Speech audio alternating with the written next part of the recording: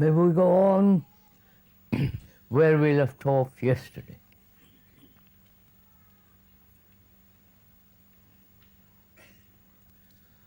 We were talking about conflict, not only in ourselves, but the society in which we live. Conflict between nations, between groups, between the various gurus, between ideologies, the communist ideology and the so-called democratic ideology. Apparently man has lived throughout these centuries in a state of constant conflict, struggle, fighting each other, killing each other, destroying that which he has created, and then rebuilding it again. This has been the historical process for the last 5,000 or 6,000 years or more. Religions have also, except perhaps Buddhism and Hinduism, have created wars, hunted heretics, burnt them, destroyed them. And so man has lived on this earth without any peace.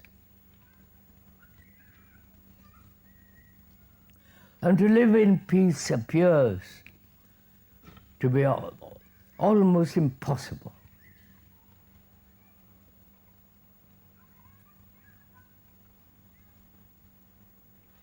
To live without conflict, without aggression, not only in personal relationships, but also with those with whom we don't agree or have not the same belief, same concepts, same culture. There's this constant, endless struggle, conflict. And one asks whether it's possible to live in this world utterly peacefully.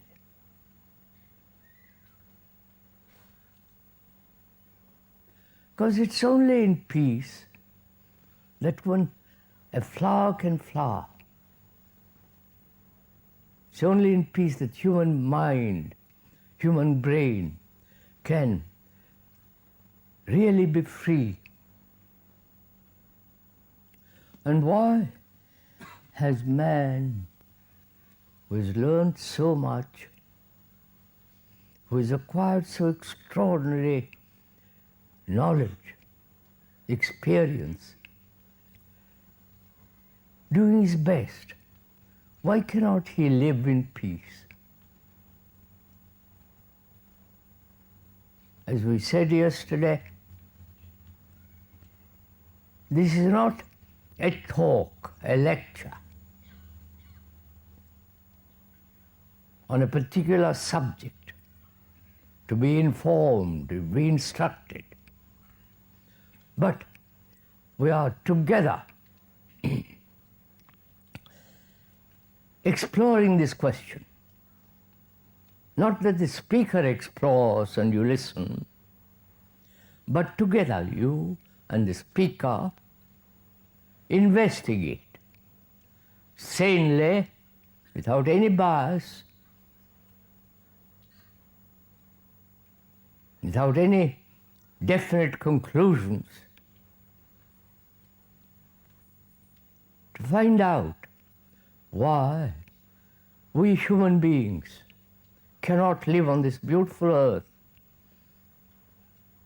with peace and without conflict. That's where we left off yesterday.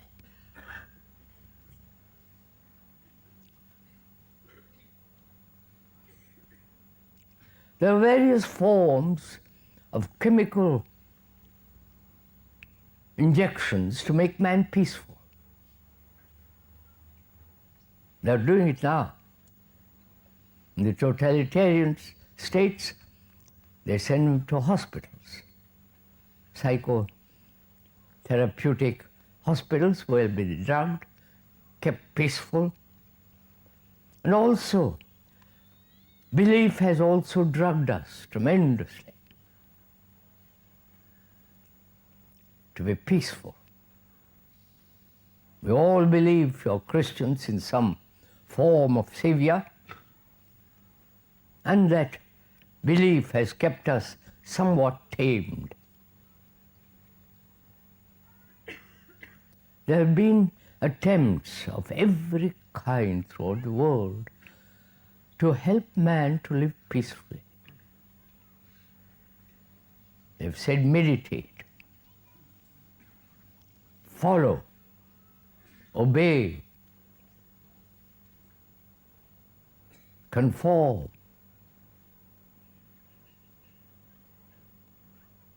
Don't hurt, love another. The whole religious instructions throughout the world. And yet, in spite of all that, and perhaps because of all that, man has not lived at peace with himself or created a society that's peaceful. Why? You are asking the question, not only me.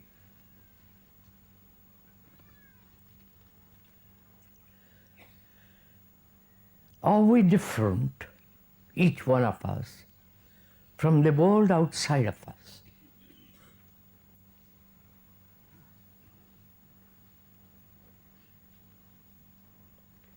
Or you, as British or French or American, Russian, whatever nationality group one belongs, or Indian,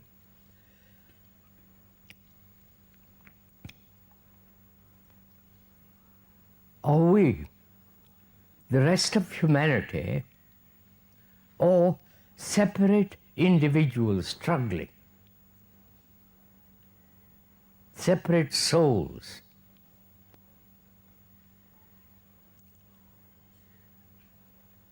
Each one seeking his own fulfillment, his own happiness, his own salvation, identifying himself with something noble, illusory, imaginary, and so on. Are we living in isolation on this earth? Each one of us isolated, separate from the rest of mankind.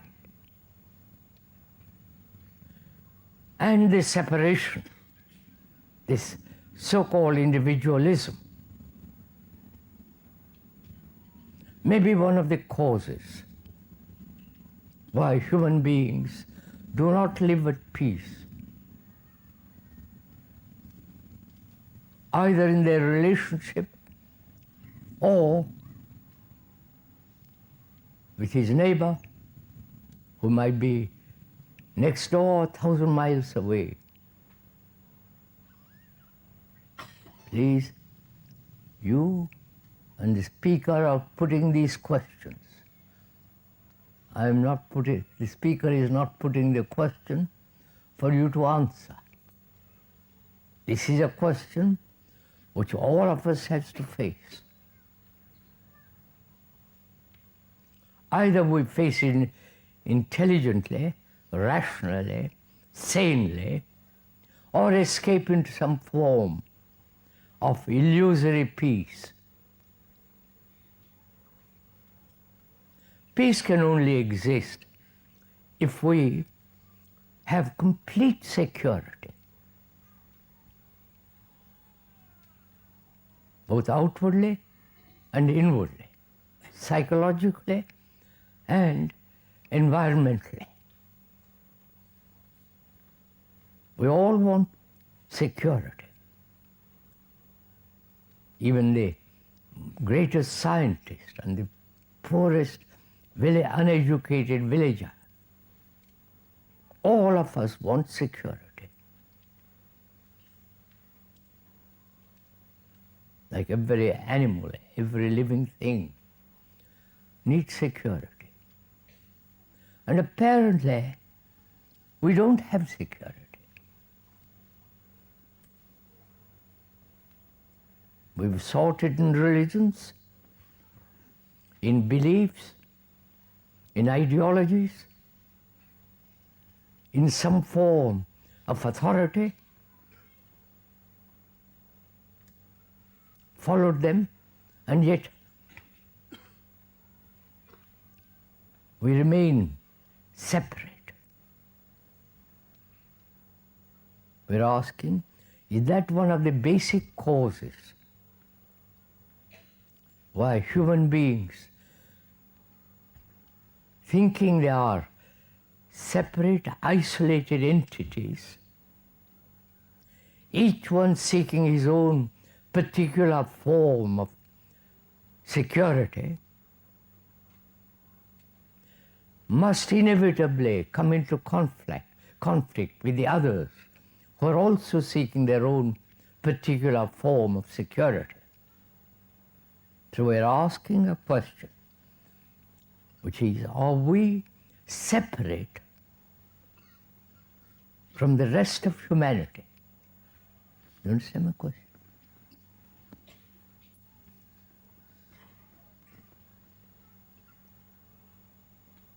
Are you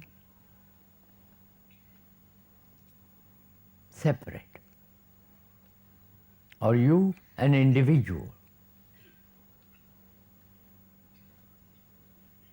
So that you as an individual are seeking your own happiness, your own pleasures,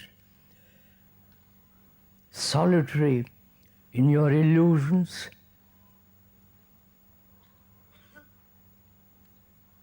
in your particular form of imaginative hope. So this is a question that must be answered very carefully. Gone into both of us. Because if that is the cause of it, it is either that cause is rational, real, actual, and then we have to deal with that. Or it is really illusory. Each one of us has been brought up to think that we are individuals, separate. Is that a fact?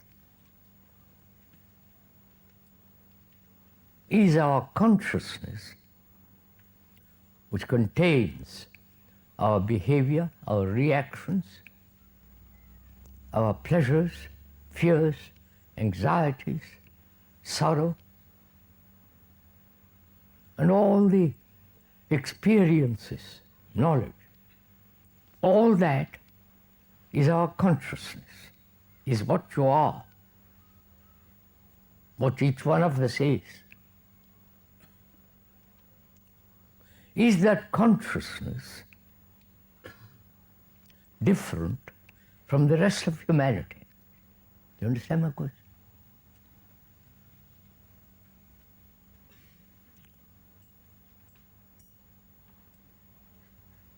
When you travel around, when you observe without even traveling around, when you observe the world,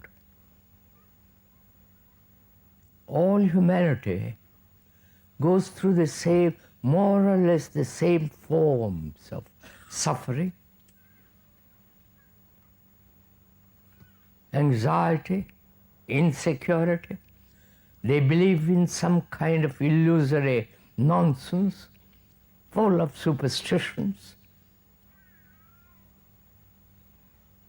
fears, and all the rest of it. Everywhere, every human being goes through all this, right? Insecure, uncertain, fearful, constant in conflict, burdened with great sorrow, like those who live in this country. Right? This is a fact.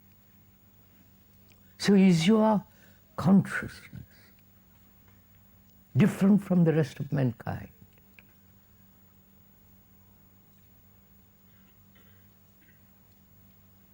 I may be an Arab with my peculiar Islamic tradition,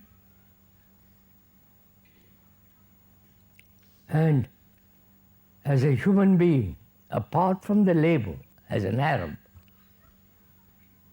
I go through all the turmoil of life, like you do. Pain, sorrow, jealousy, hate. So is there a difference, apart from labels, apart from culture, between you and me as an Arab? Please consider all this. As we said yesterday,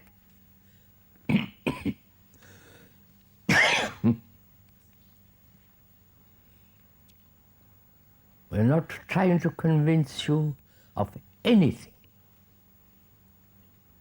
doing any kind of propaganda, any kind of persuasion or stimulation.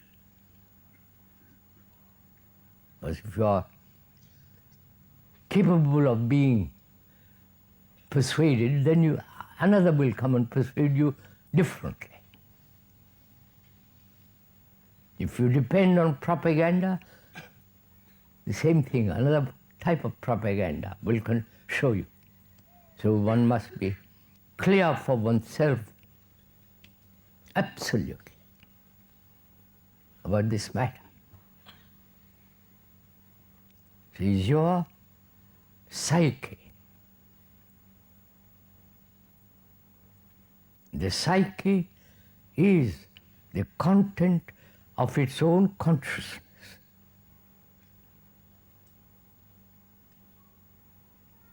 And that consciousness is shared by all human beings. Though outwardly you may have different culture, different environment, different food, different clothes, more affluent, but essentially, deeply, most profoundly, we are the rest of the world, and the world is us. Right? Be quite clear on this point. You may not like it,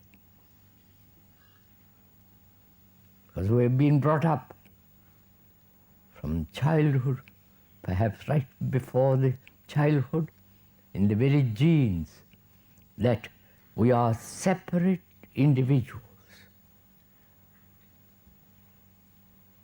We are questioning that very thing.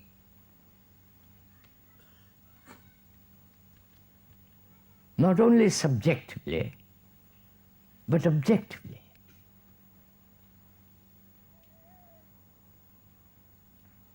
If you examine without any bias, without any tradition, if your mind, if your brain is eager to find out whether it is possible to live in this world with complete freedom and peace, and therefore with order, one has to put this question. You may be a great scientist, a great painter, a marvelous poet, like Keats. But the scientist, the poet, the painter have their own sorrow, pain, anxiety, like the rest of us.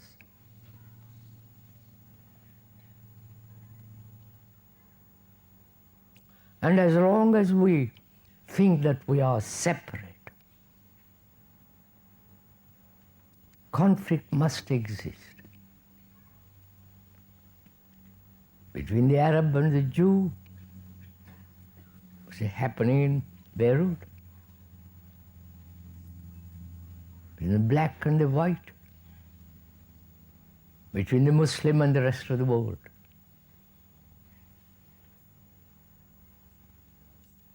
So please consider this question seriously.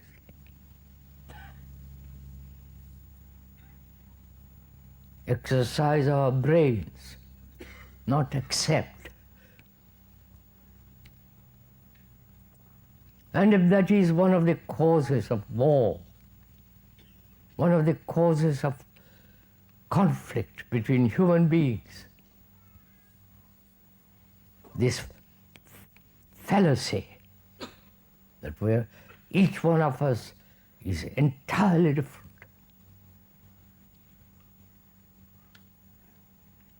We are questioning that very thing. And if we are not, then we are the rest of mankind. You are the rest of mankind.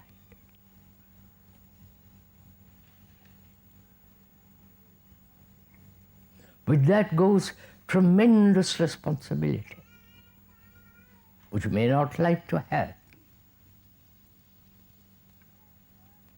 We like to avoid responsibility. As long as one is violent, aggressive, you contribute to the rest of the world, to the rest of mankind's aggression, violence. This is natural, this.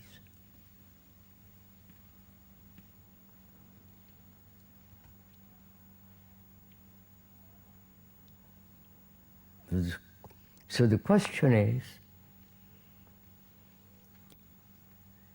if you are the rest of mankind, you are the mankind, not a part of mankind. You are the entire world. If you have that feeling, that truth of that, your whole outlook is entirely different.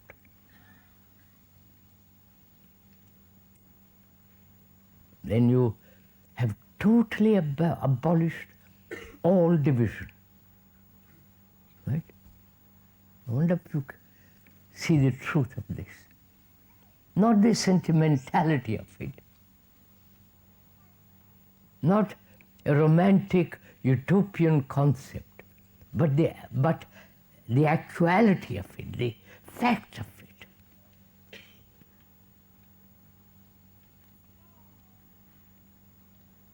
So let us examine it much more closely. Conflict exists as long as we said there is separation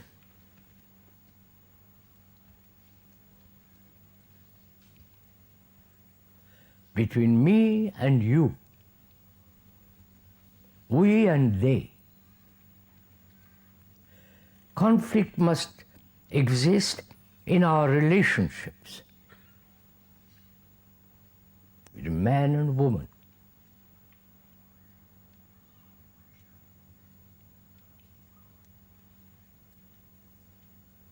of which we all know. Right? Between you and your wife, the wife and the husband, the family against the community against larger community, and so on and on.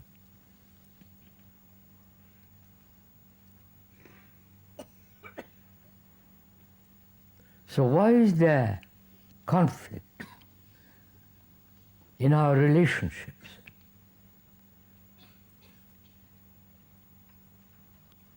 Please answer these questions.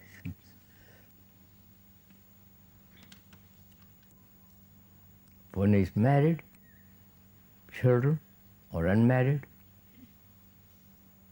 and all the human relationships.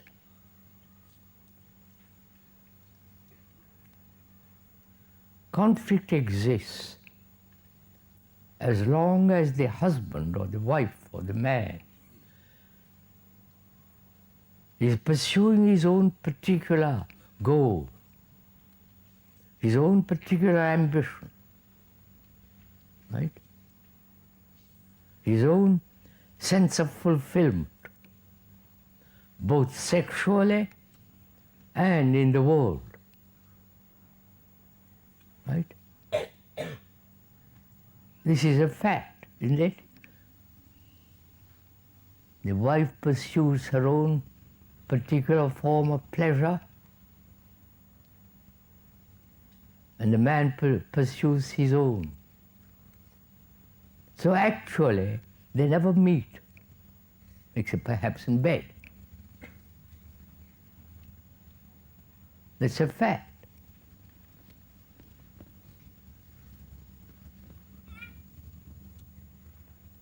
Now, is it possible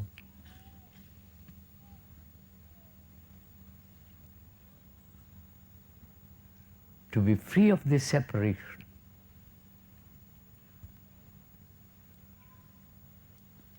Then one begins to inquire into the nature of what is called affection, into the nature of what is love.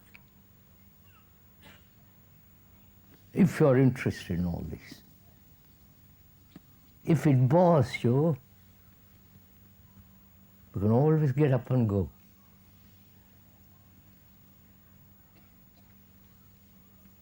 But if we are serious, as we must be, considering what the world has become,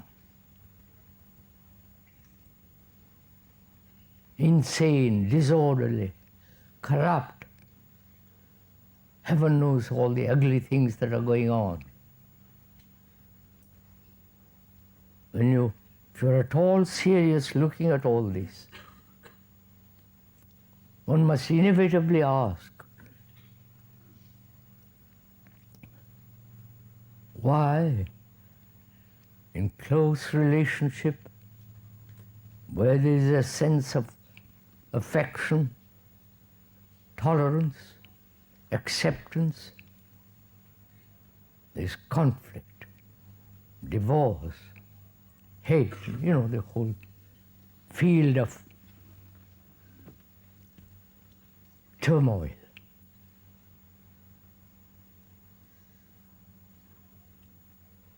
Is it possible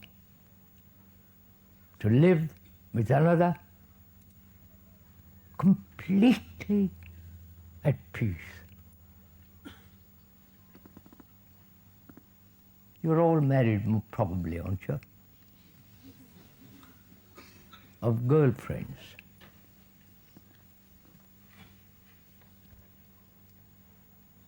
What do you say to all this? It's your life, not the life of the speaker. It's your life, and you have to answer these really serious questions, not evade them.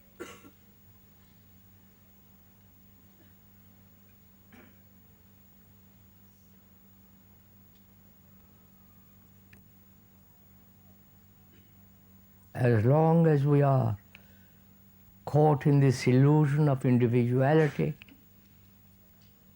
however close our relationship with another, however intimate, however personal,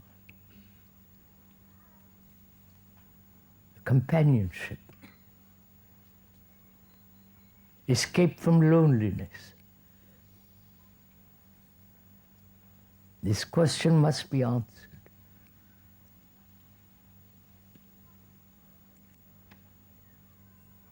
Because all life is a relationship with nature, with the universe, and with the tiniest little flower in the field. And also relationship with another human being. We cannot live without relationship. Even the monk, who have taken various forms of vows, is also related. And in this relationship, conflict seems to be all pervasive. Therefore, we must start very close, very near to go very far. We must start where we are, with our family, with ourselves, whether we can live without conflict and therefore with peace. From this arises a question: how do you observe all this? How do you observe? When I say you, I'm not being personal. How do you observe this conflict, the present state of the world, the present relationship with each other? How do you observe it?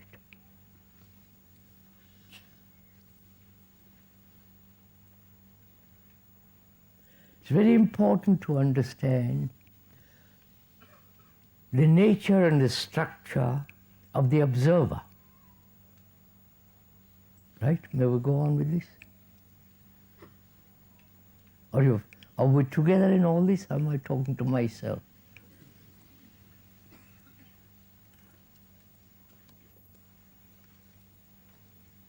I really would like to know.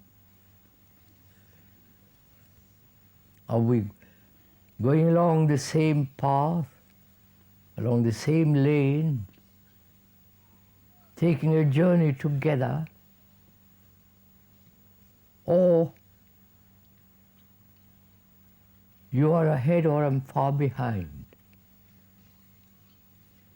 or we are walking together, perhaps hand in hand?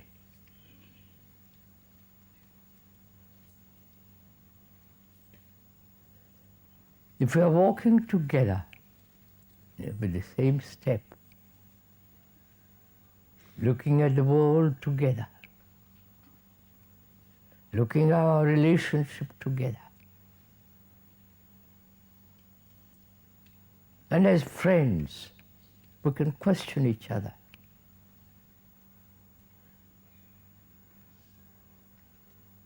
We can doubt what you're saying without hurting each other because we are friends. And out of this friendship, you can understand the depth and the beauty of relationship in which there is no conflict.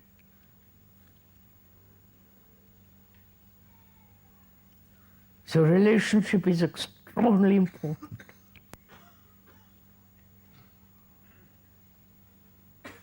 It's our life. And as long as there is conflict, relationship becomes most destructive.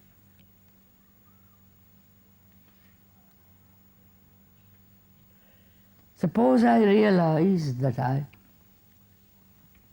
I'm married, I'm not. Suppose I realize I'm living with a woman and actually we are separate human beings, following parallel lines, never meeting inwardly, psychologically. Now, how do I observe that? The fact that we two are separate, each with his own ambition, his own greed, his own particular form of irritation, and all the rest of it. How do I observe it? Because I may be, in my observation, I may be biased, prejudiced.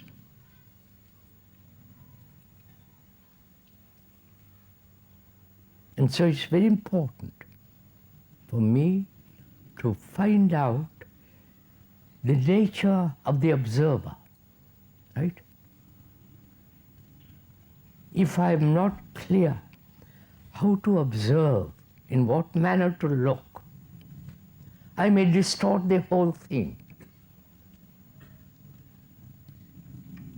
So I must inquire into the nature of the observer, right? A great scientist, they all think they're all great.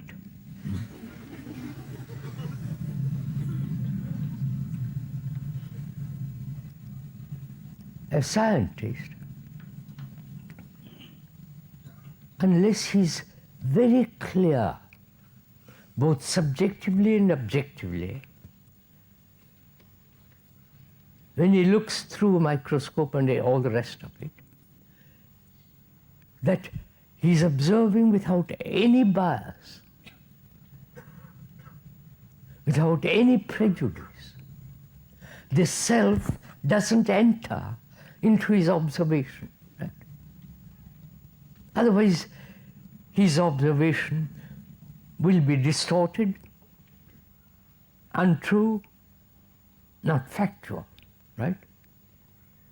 So similarly, we have to be very clear how the nature of observation. Who is the observer? Are we together in this? Who is the observer? You look at those trees, a field full of cows or sheep. You see the horizon lit up by morning sun. How do you observe all that? If you ever do. When you look at a tree or a house, your very perception, looking, is blocked by the word you use, right? You understand? I can look at a Frenchman and say, oh, he's a Frenchman. That means I have all my prejudices, all my knowledge of the French comes in between me and observing a man who calls himself French, right? So can I look at him without all the prejudices, antagonism?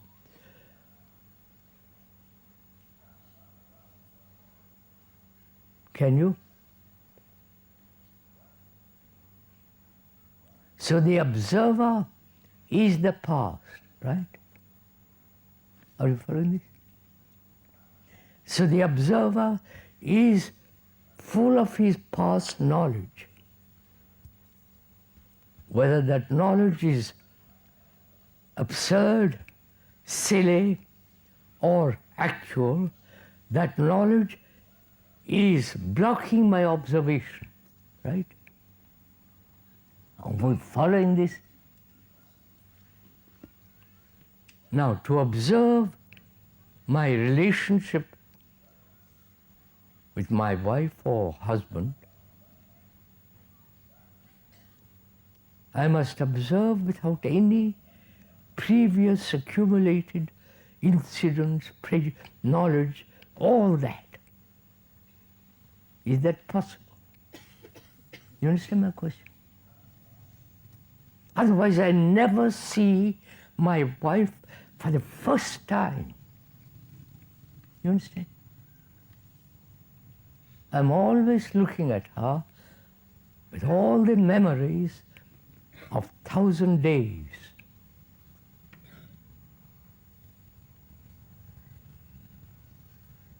Now, is that a fact that I'm looking at another from the past knowledge, and therefore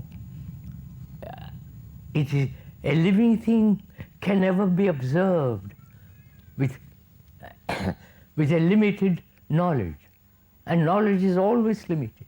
You understand? A living thing must be observed freely, without all the accumulated experiences, knowledge. So is it possible for me to look at my wife or the husband or the girlfriend or whatever you like without the previous remembrances? Have you ever tried? Have you ever tried to look at a tree without the word tree? Look at a flower without the label, so that you are actually observing what actually is, in which there is no subjective reactions. You're following all this? Are you? Yeah. Or is all this Greek? Or Chinese, better still?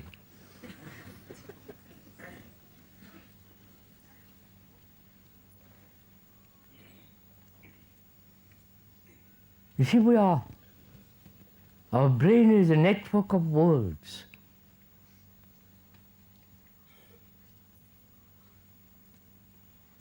Network of remembrances. It's never free to look.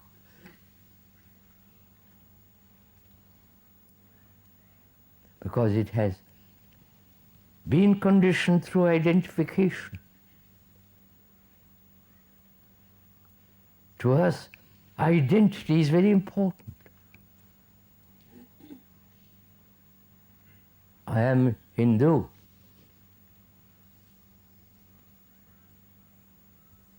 Whatever that silly word may be, but that gives me a sense of assurance, a sense of security. I have roots in there. Like you, the British, like you, the French, German, you know, the rest of the world.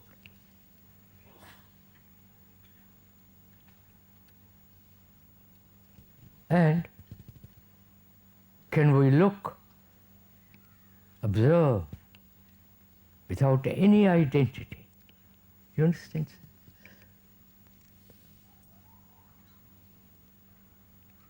Are you doing it now?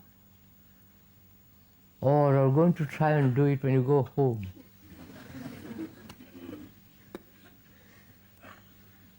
If when you are listening to this and doing it now, perhaps you are sitting next to your wife or husband. If you do it now, the very action of perception is to destroy that division. Right? If you do it now, which means action is not of time. I follow this.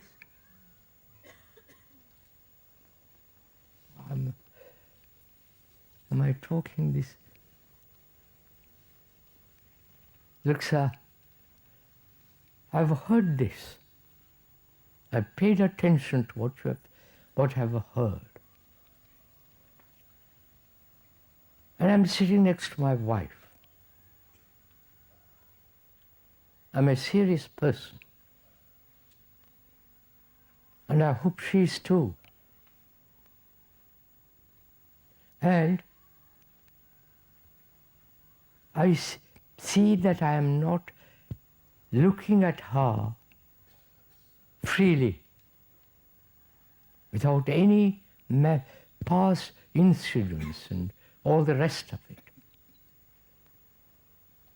And to me it's important to have a relationship with her or with him in which there is no conflict.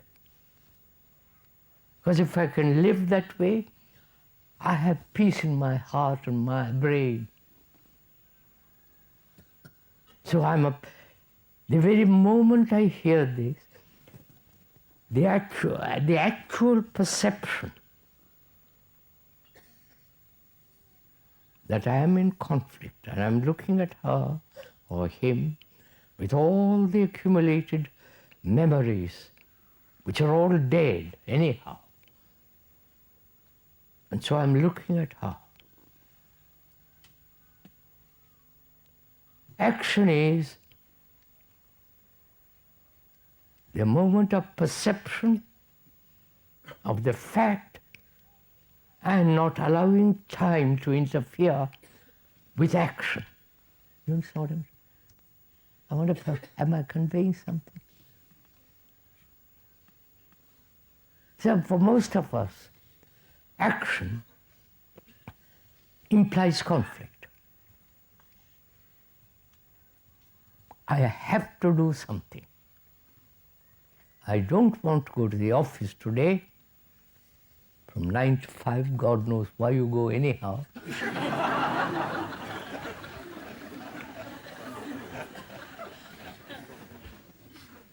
See, sir, what we are doing, how we are giving up an extraordinary life that is immense, that's extraordinarily beautiful, that has great depth, unfathomable depth. And we spend our lives from 9 to 5. And our society demands that. Governments demand it. And our wives demand it. Because to be at home all is rather a bore. So the whole structure of society is that we must, our ethos is to work.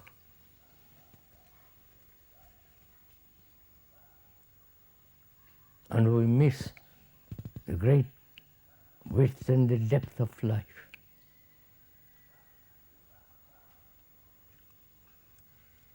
So can I look at her or him without any past remembrances?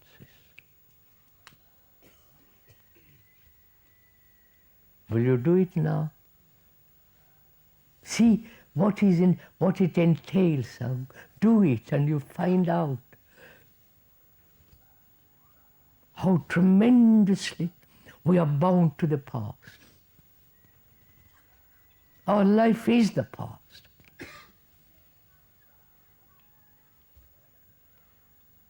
That is, past memories. And apparently, they have such strong hold on our brain. And we say that's impossible to look without the knowledge of yesterday. And so we give up and pursue the old way, quarreling, nagging, fighting, miserable, unhappy. You know the whole business of it. Whereas if one actually sees the fact that conflict must exist between two human beings and therefore with the rest of humanity,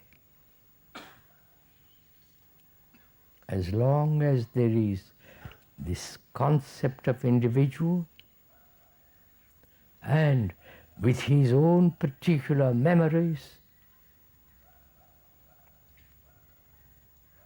and seeing that is to act, not postpone action. When you postpone action, time is involved, right? And during that postponement, other things take place.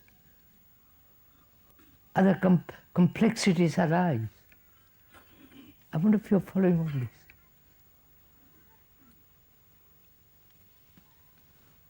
So, action is perception and instant action. So that your brain is not cluttered with problems. I do not know if you have gone into the question of problems. Why human beings have problems at all?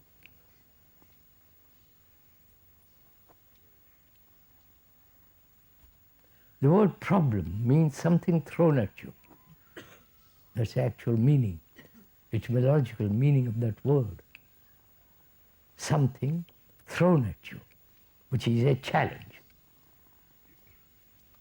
Our brains from childhood are trained to solve problems, right? Poor child, at the age of 2 now they are teaching babies how to count, how to learn a language. I don't know if you have followed all that. From childhood through school, college, university, business, family, everything has become problems which must be solved. So we treat life as a vast problem because our brain is trained that way. I don't know if you see all this. We never meet anything easily, happily, but it becomes a dreadful problem to be solved. So, relationship has become a problem.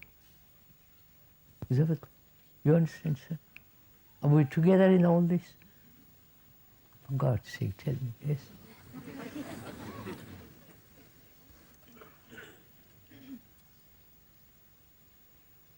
And when we try to solve a problem, because our brains are trained that way to solve problems, in the solution of that problem, we have other problems from that very solution. I don't know if you have noticed all this. Politically, that's what's happening. You have Falkland War, and innumerable problems arising from it. So can you look at life not as a problem?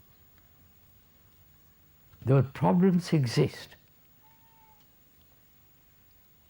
but a mind that's free from problems. You understand the difference? Problems exist. I have a toothache, I have to go to the doctor. Problems of tax, follow? Problems exist. But if my brain is free of problems, then I can deal with those problems easily. But if my brain is trained, conditioned to deal with problems, I increase problems, right? I wonder if you see this. There's a question, for example, about God, which is a problem, whether God exists or not. Most Christians believe that there is God, and Buddhists have no idea of God. He doesn't exist in their religious philosophy and all the rest of it. But they make Buddha into a God. That's a different matter. Now, that's a problem. You believe, and suppose I don't believe.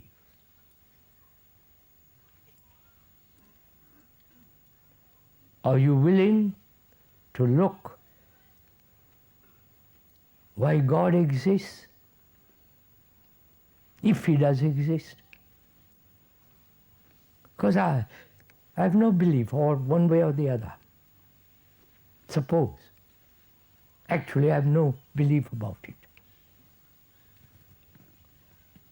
Can you look at that question and find out why, throughout the ages, man has invented God? Invented, I'm using that word purposely. I hope you won't get hurt. Man has invented it because he's frightened. He wants somebody, an outside agency, to protect him, to give him security, to feel somebody out there looking after you. That concept gives you great comfort. Whether that is an illusion or an actuality doesn't matter. But as long as you have that kind of belief, it gives you great comfort. Now, if you strongly believe in all that, would you doubt it, question it, find out? Or you're so frightened, you won't even think about it. You understand? So, to find out whether there is something beyond man's measure, one must be free to inquire. As we inquired into relationship, one must be free to inquire, to observe. And if the observer, the inquirer, is prejudiced, is convinced deeply, though may pretend outwardly to examine, then his examination will be according to his conviction. So can the brain be free to look at my wife, husband, look at all the governments, my guru, the whole world around me, to look so carefully, without the background of my tradition, values, judgments. Then the brain then is active wholly, not in fragments. You understand? Scientists are saying, probably you know all this, if you know it, please forgive me for repeating it, only very small part of the brain is functioning with most people. And therefore, its outlook on life is fragmentary. Understand? only one part of my brain is actively sharing or actively operating throughout my life. Only a part. And therefore, it is not, the brain is not functioning wholly, right? You understand the question? Huh? If it interests you, you want to find out whether the brain can operate holistically, completely, not just a part. Are you interested in that kind of question? Why?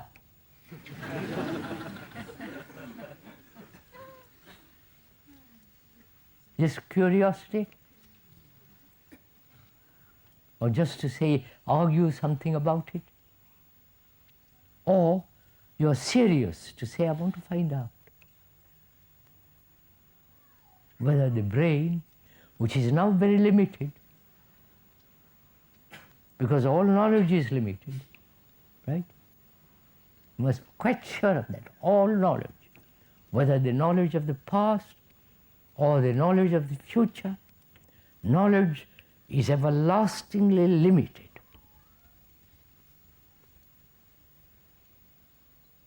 Right? They are discovering more and more and more in the scientific world. No scientist can ever say, my knowledge is complete. Right? So knowledge is always incomplete. And knowledge, being incomplete, thought is incomplete. Because thought is born out of knowledge as memory, and thought is limited, right? Without memory, you have no thought. Without knowledge, there is no existence as thought. And we only function now with a limited thought, right? You understand? I wonder if you're following all this. My thought and your thought, the thought of the great scientist or the uneducated individual, his thinking is similar. Thinking is similar. They may express it differently, but that thought is limited, right?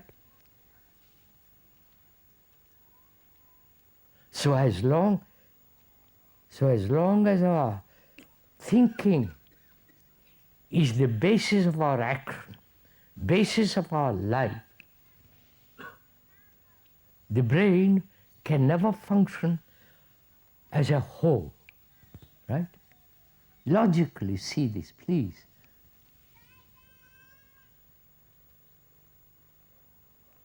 Our lives are fragmentary.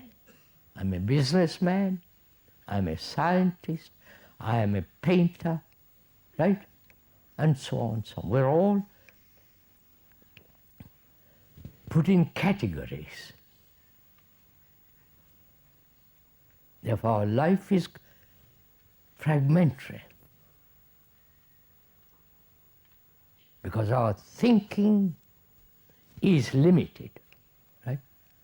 And therefore it must inevitably be fragmentary. Would you accept this? Not accept it, see the fact of it. Would you? You're all so doubtful, aren't you? Because we are cutting at the very root of our life, which is thinking.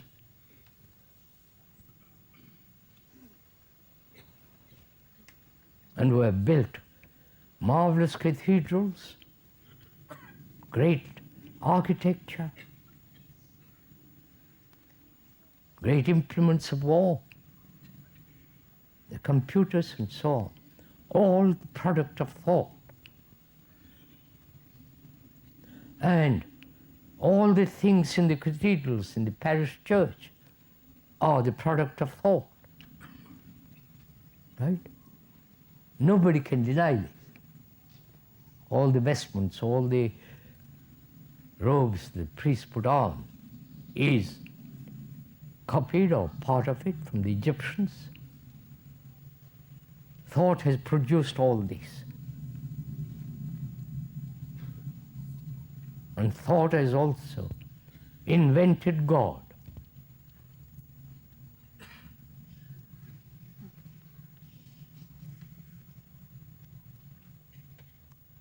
Now, the question is whether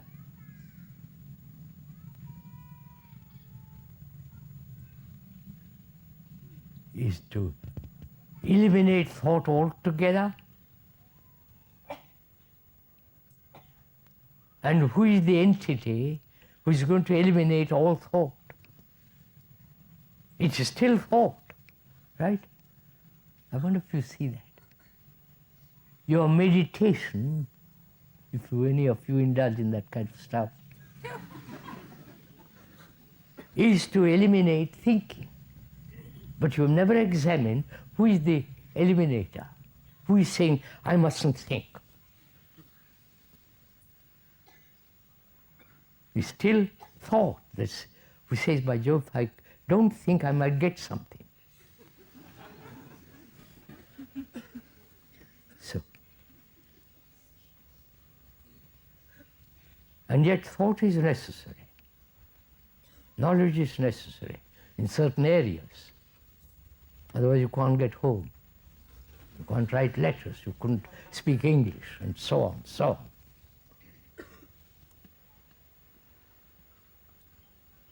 So, thought has been the instrument of our fragmentation. And to observe that, not say how to get rid of thought, but to observe the fact that thought is necessary in certain areas, and thought in the psychological world may not be necessary at all. When in our relationship with each other, if thought is the instrument, you follow, which it is, then that very thought is the factor of divisiveness. If to see it, not what to do about it, to see the danger of this, then you move away from danger. Like a precipice, like a dangerous animal, you run away. Similarly, thought is dangerous in the psychological world. I wonder if you see this. Though it's necessary in certain areas. Then if you observe this very carefully, without any bias, then thought begins to realize its own place.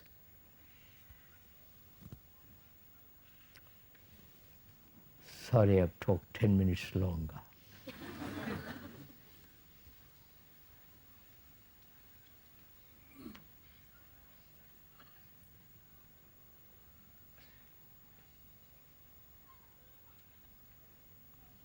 We'll meet next Saturday and Sunday for talks, Tuesday and Thursday, innumerable questions.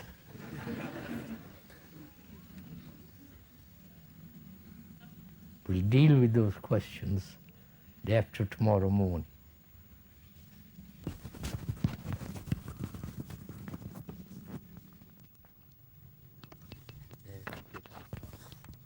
get